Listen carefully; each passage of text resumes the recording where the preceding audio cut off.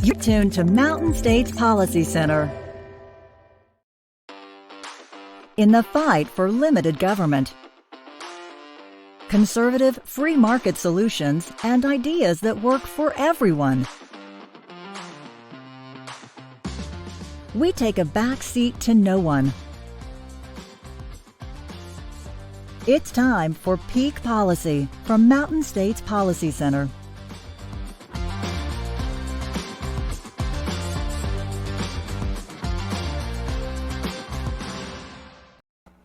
And welcome back to our latest edition of Peak Policy here at Mountain States Policy Center. I'm Chris Cargill, the President and CEO of Mountain States Policy Center, and we're delighted to have you with us for another program here at MSPC. For those of you tuning in for the first time, Mountain States Policy Center is an independent free market think tank that's based in Idaho that covers issues throughout the state of Idaho and throughout the region as well.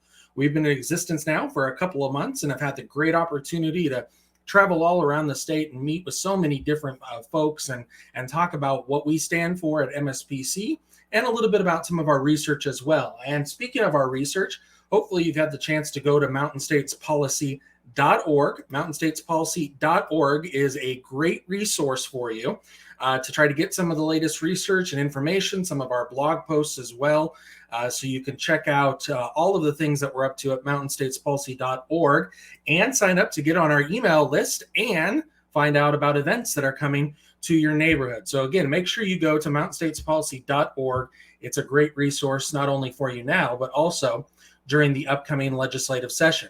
And speaking of the upcoming legislative session, she won't necessarily be there, but she has been there quite often, and that is Idaho State Senator Mary Souza, who joins us this morning. Senator Souza, thank you so much for being here. You're welcome, and thank you for starting this new policy center and focusing on research. We really need that. In the 8 years I've been in the Senate, I have wanted this kind of asset to tap into. So thank you. Well, I appreciate that. And I know you and I talked about, what was it, 3 years ago or so about this, and sat down at a restaurant in Coeur d'Alene and said, okay, how would this work and what does it look like? And I'm just so excited that it's all come together and we're off and running, and we have a tremendous amount of support. Senator, you spoke at our event, kickoff event that we did in Coeur d'Alene, talking about the role of think tanks, but particularly how important an organization like Mountain States Policy Center will be in the state of Idaho, where you don't necessarily have a full-time legislative staff that's providing you the research and analysis that you need to make important decisions. You're absolutely right. And Idaho is a very frugal state when it comes to spending on the state level, especially for staff. And that's a good thing. I'm not complaining about it. But what it does is it leaves the elected officials a little bit bare when it comes to help with research. There are some people we can tap into, but it doesn't really help us enough to get deep dives into some policy issues that we need to really hear from an objective, independent voice, as opposed to only lobbyists on one side or another side of the issue. So that's where I appreciate Mountain States coming in with the idea of providing that objective voice for us.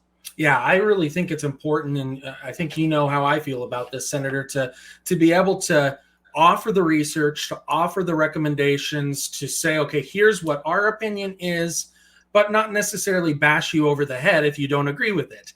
I mean, there's a certain context here, obviously, of making sure that you're providing the research and analysis, and quite frankly, in my opinion, it speaks for itself. We shouldn't need to have the fear or the big stick to hit you over the top of the head with. The research should come out and speak for itself. And it couldn't come soon enough, this kind of attitude, because we have been battered and bruised over the last few years with groups, outside third-party groups, that want to tell us, as people elected by the constituents of our districts, these unrelated outside groups want to come in and tell us what we should do, what we should think, how we should vote. and they don't even have full information. They don't put the time and effort into doing the research or to coming and hearing what we hear in committee and on the floor of the Senate or the House. And yet they determine what we should vote, how we should vote. And I don't appreciate that. And I think I will be bold and say, I don't think any elected senator or a House member should ever give away their vote to a third party outside group. That is abdicating the vote that their constituents gave them. Yeah, and we see this, Senator, as you know, on both the left and the right. Yes. It seems to be coming up throughout the country and throughout our state as well. So important to have an organization, I think we both agree, like Mountain States Policy Center, that's going to come in and provide the research and recommendations. And quite frankly, if a senator or a legislator calls on us and asks us to testify before a committee or asks us to give them more information on a certain policy issue, then we'll be happy to do that. But we're not going to be banging down the doors of any state capitol telling people how to vote. All right, Senator, speaking of a vote, we saw the most recent, we're going to talk about the election, of course, here in just a second. But I want to take a step back a little bit, because some of the things that happened in the election, I think, were the result of what happened during the special session of the legislature. The increase in education funding, obviously, that came through in that session. The move to make Idaho's flat tax, or Idaho's income tax, a flat tax, which is a huge deal. It's what great. were your thoughts about what happened in the special session on September 1st? Well, first, as a disclaimer, I was not present at the special session. I was out of town on a family trip that had been long planned. However, my substitute thinks along the exact same lines that I do, and she has been there for me a couple of other times during the 8 years I've been in the Senate. So she was able to go. This whole special session was put together pretty quickly without much advance warning to all of us who have lives and who have commitments elsewhere as well.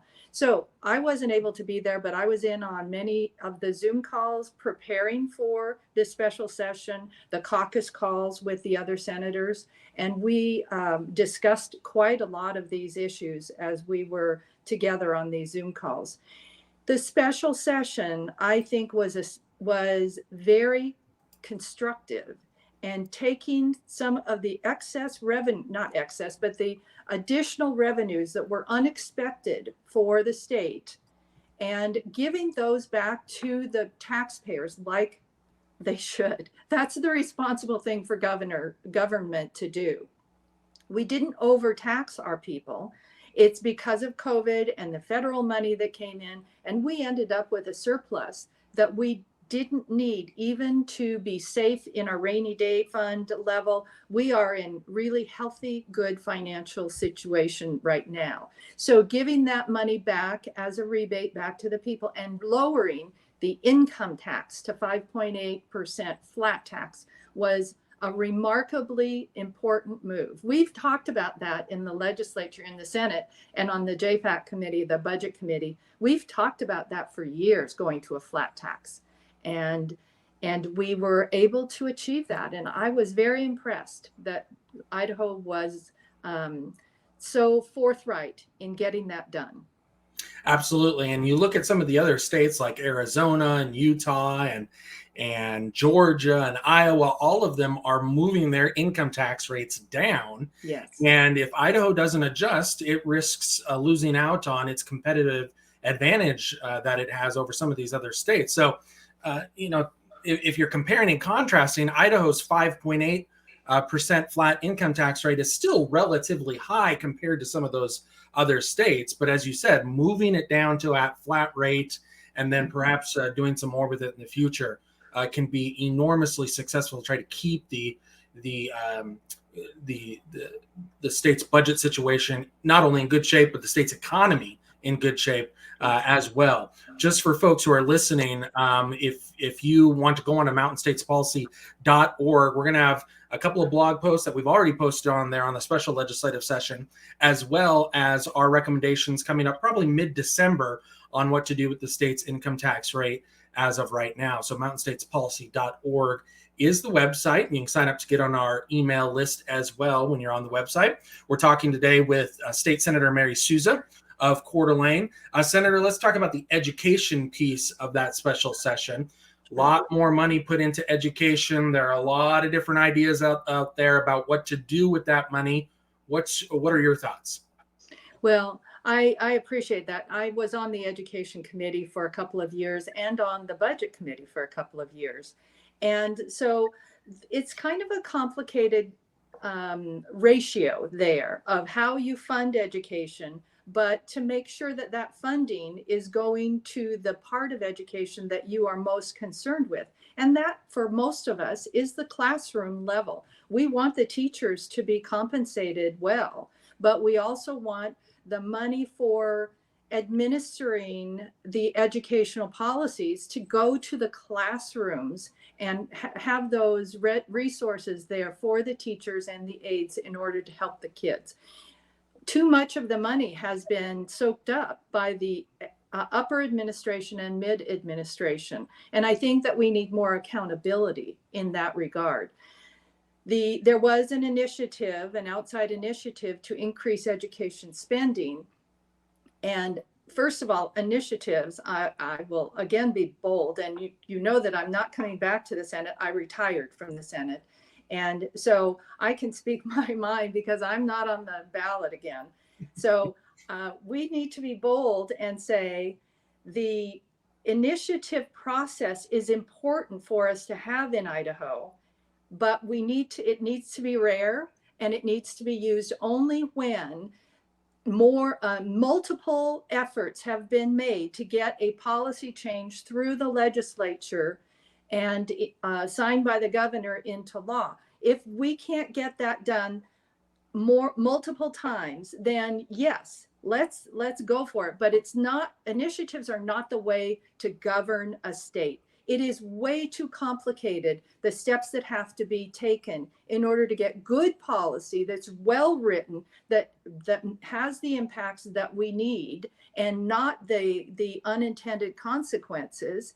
And those are all things that are vetted through the legislative process, going through the committees. So my bottom line here, not to go on and on, is that education funding by initiative is really a risky business. That's not the way we want to create budgets and allocate our funding. We want to have good policy and move it to the funding necessary for that policy. Yeah, and Senator Souza, as you know, there were some technical issues with the way that initiative was worded, and had it actually appeared on the ballot and, let's say, passed, the legislature would have had to come in and try to clean up that mess, and it would have been a big mess. Do you think, putting your analysis cap on as opposed to your senator cap, do you think it would have passed had it gone before voters? One of the problems with the initiative effort is that most of it is not really grassroots anymore. Most of it is funded by big groups that have a lot of funding behind them. And the state has no money for trying to market or explain the problems with these initiatives. So we are left with no money. It's kind of a little bit like a political campaign, only one side has no funds to put toward advertising or marketing or explaining the actual impact of these things. So it's lopsided. And so would it have passed if you think about people coming out of a grocery store, they've got 2 or 3 kids holding their hands, and they're pushing a basket full of groceries, and somebody says, do you think we should spend more money on education? Well, sure. Why not? And all the details are left out, right? Nobody knows what the impact is going to be. Well, just sign here. And they do. So I'm afraid to say to you, I think it might have had a good chance unless there was enough effort by the media, which is not always on the side of where the government really is being responsible. So anyway, I think it may have passed. Yeah, I think there was definitely a good chance, and that kind of gives us a good segue to what happened in the election this week, Mhm. because I guess you could say it was kind of on the ballot in one of the advisory questions that was out there. Now, keep in mind that it's hard to say if people were voting on the income tax parts or the tax rebate part or the education part, but there was an advisory proposition on the ballot that passed Mhm. with 80% support. So I suppose you could make the argument that people supported it. But as you probably know, Senator, there was a lot of flowery language on that on that question as well, and so maybe Yes. that swayed some people. What were your thoughts about the election and the constitutional amendment that was on the ballot to make it so that you and all legislators had the opportunity to call yourselves into special session if you wanted to do that? Oh, I really want to talk about this one because at the last minute, there were a lot of talking opinions going around the state talking about how it was a bad idea to have the legislature be able to call itself back and they should wait for the governor to do what he needs to do or she needs to do in the future. I think that that is a terrible idea. It changes the balance of power. And the legislature needs to have, I mean, we as a legislative branch are a co-equal branch of government. You've got the judicial, you've got the executive branch with the governor, and you've got the legislative branch that represents the direct opinion of the people and the voters. And we are the closest to the voters. So, yes, all we have to do is look back at the COVID situation, and that is where the uproar was just huge for us from our constituents. Why aren't you going back? I mean, I was literally battered, verbally battered by people who said, "Why are you not going back into special session? Call yourselves back." And we just, all we could do is shake our heads and say we would love to, but we don't have the constitutional ability to do that under our state constitution. And that's what this gives us.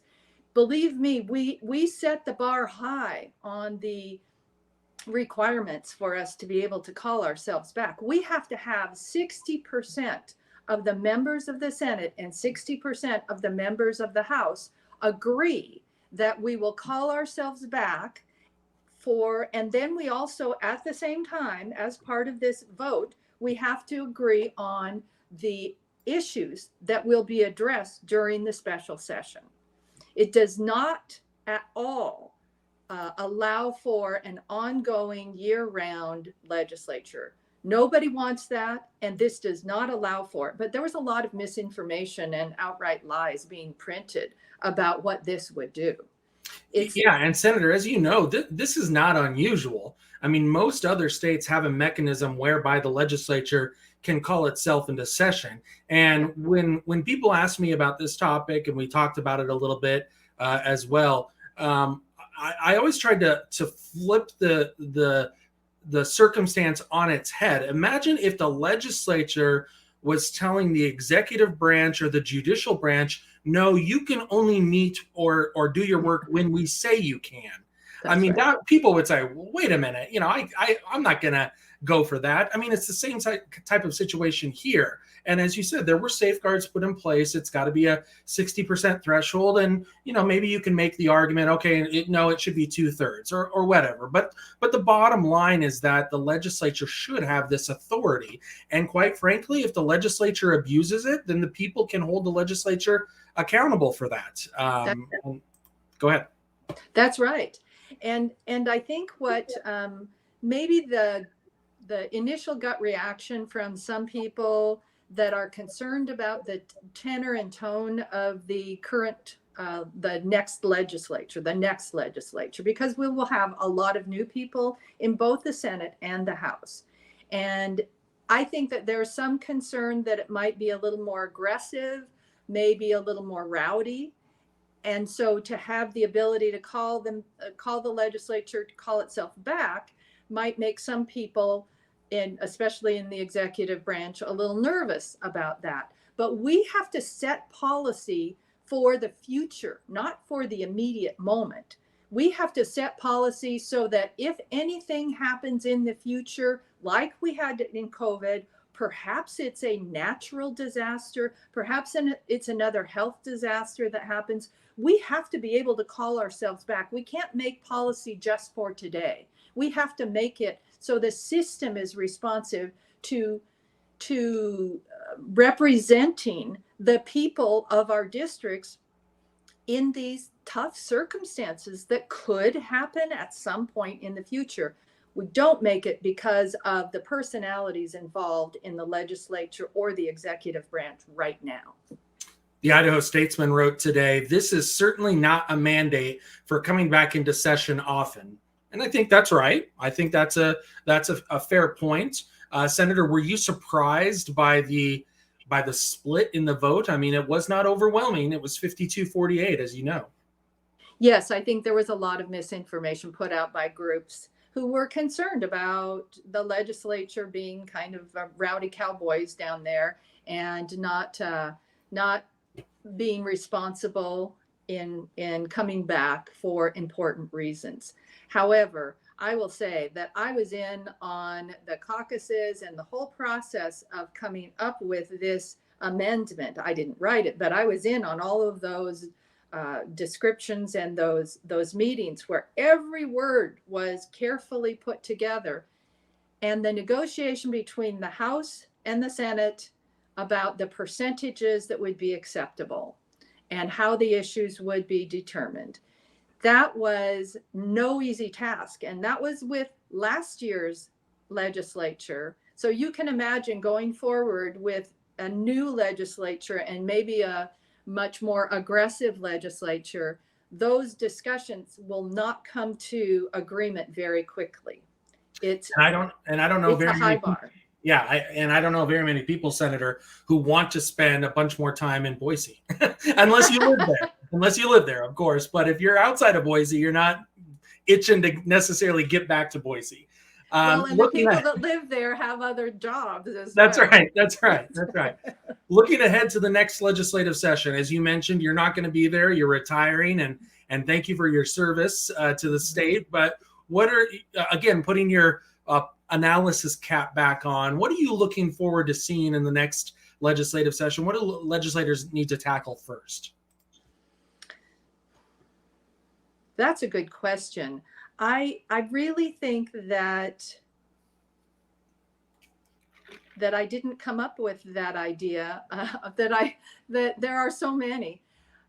You know that I announced my retirement from my Senate seat way more than a year before this last election. And I did so because I was retiring from my Senate seat so I could run for Secretary of State. Let's look around the country today.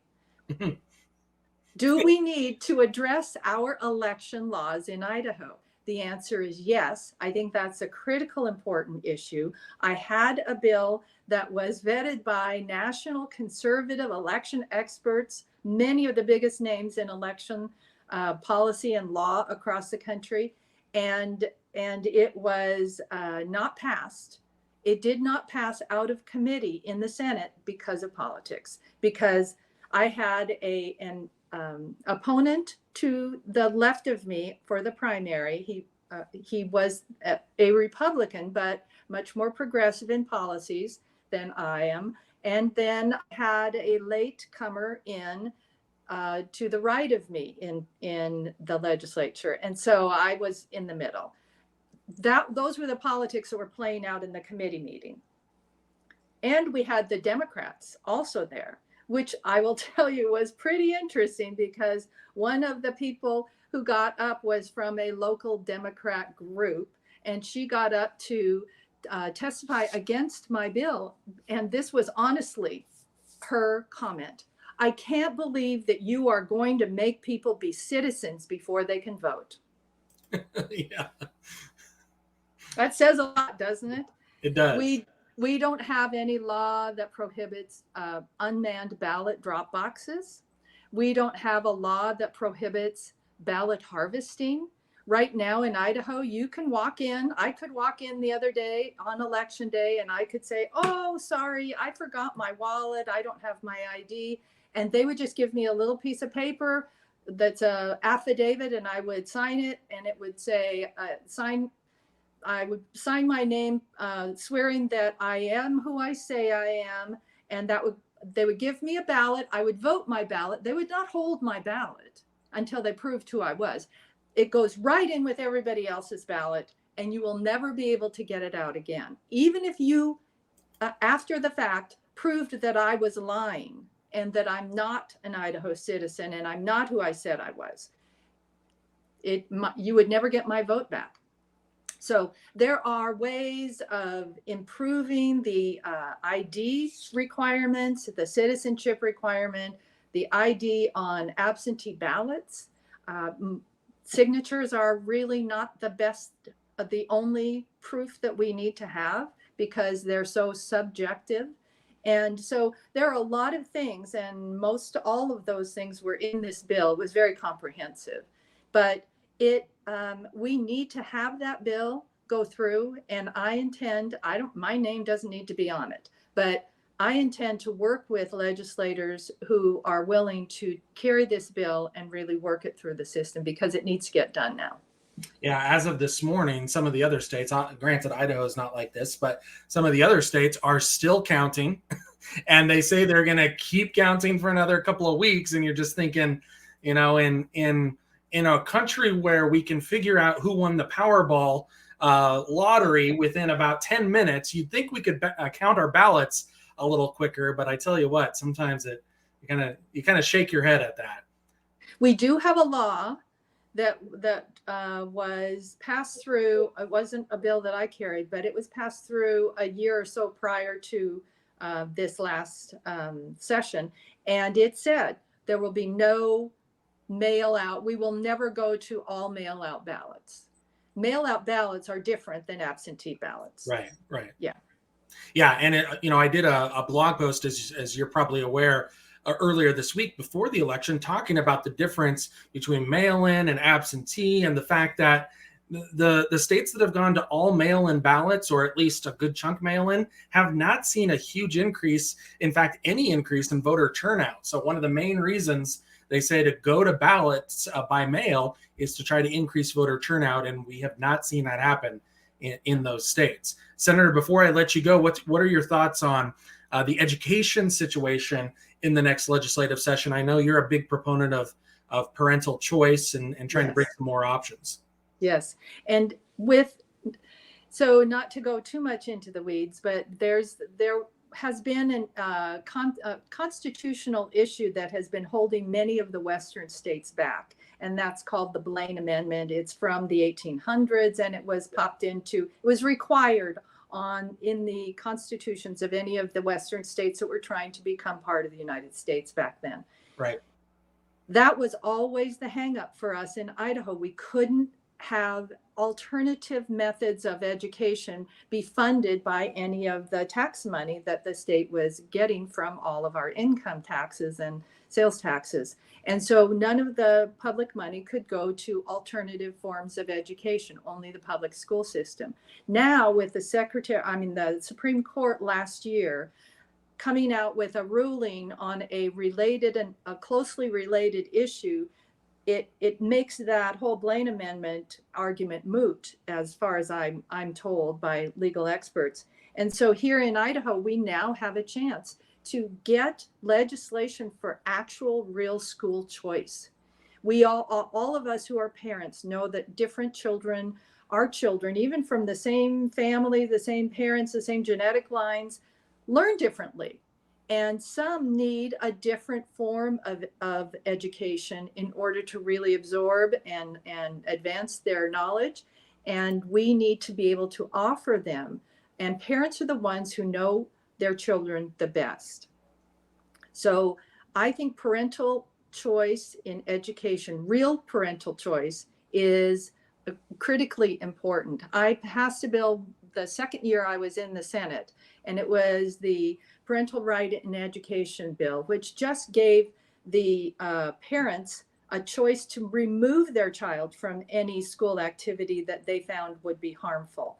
And that has been an important thing to have on the books, although most parents don't know it exists. The schools are supposed to tell them every year of their rights as parents, but they aren't always prompt about doing that. So, but we've been trying bit by bit to try to get more responsibility back to the parents for the education of their child, because everybody knows, everyone who's in the core of the education community knows that the best way to help kids learn is if the parents are involved. Absolutely. And if you want to learn more about this particular issue, go to mountainstatespolicy.org.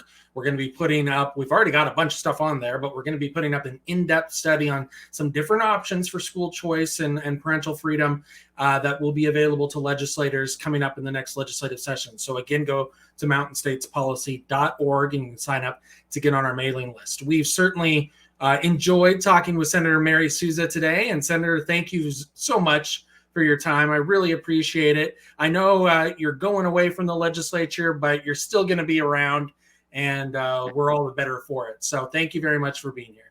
Thank you, Chris. Again, that's State Senator Mary Souza of Coeur d'Alene, and we will see her along the trail, I'm sure, coming up, not the campaign trail, but the public policy trail coming up in the coming months and years, especially up in North Idaho. Again, go to mountainstatespolicy.org to get on our email list. And you can find out a little more about what we talked about today with Senator Souza and get some more information there as well at mountainstatespolicy.org. We're going to take a short break and we'll be back here in just a moment. The region is taking notice of Mountain States Policy Center. Organizations like yours especially can make a really profound difference. Definitely make sure you guys follow Chris and his work. A good think tank is going to actually discuss the nuts and bolts, why something works well. I like the way you're going about this, where you're viewing that this is an educational enterprise. And Join the nation's fastest growing free market think tank at mountainstatespolicy.org.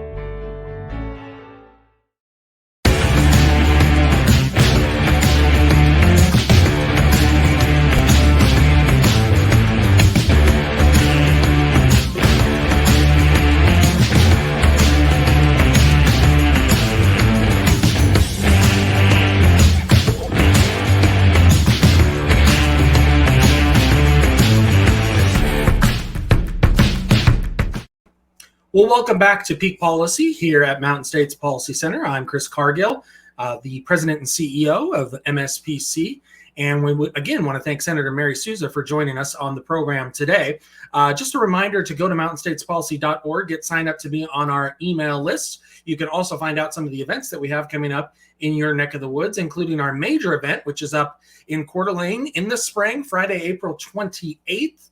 We will be at the Coeur d'Alene Inn with former U.S. Representative Congressman Trey Gowdy. He will be our keynote speaker at what will be our annual spring dinner up in Coeur d'Alene in North Idaho on April 23rd. You can get your tickets right now at mountainstatespolicy.org. Just click on events. Again, that's mountainstatespolicy.org. Just click on events. And we will be doing a similar event, a fall dinner each year in Boise. Not yet ready to announce the date and speaker for that, but it will likely be in October of 2023. So go to mountainstatespolicy.org and you can not only get signed up for the spring dinner, but also the fall dinner as well when we announce it on our events page. Again, my thanks to Senator Mary Souza and to you for watching here on our Mountain States Policy Center's Peak Policy program. And we will be back next time with some more interactive conversations with some of our top state leaders and our regional officials as well. Thanks for being here. Thanks for watching Mountain States Policy Center. To stay up to date on the work of MSPC, visit mountainstatespolicy.org or find us on Facebook, Twitter, LinkedIn, and YouTube. Mountain States Policy Center. Free markets first.